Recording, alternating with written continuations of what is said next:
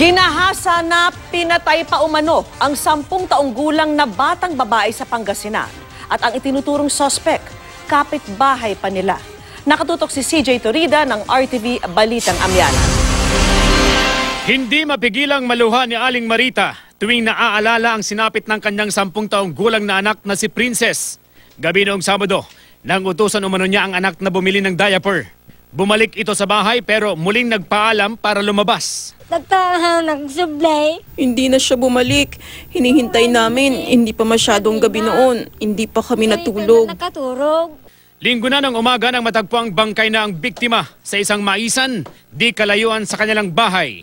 Sa inisyal na investigasyon, posibleng ginahasa raw si Princess. Nakababa nga po yung underwear niya at namamaga yung ari ng bata.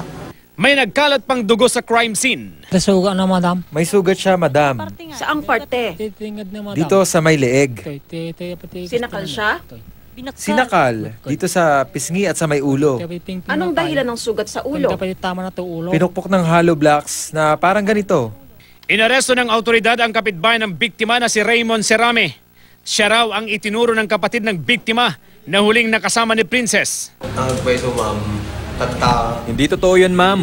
Ngayon, ang sinabi ng nakakita sa akin na lumabas, ako raw ang kasama pero hindi ako naniniwala sa bata. Mag-isa akong umuwi. may mesa nga nag-awit. Sasampahan ng kasong rape with homicide si Serame.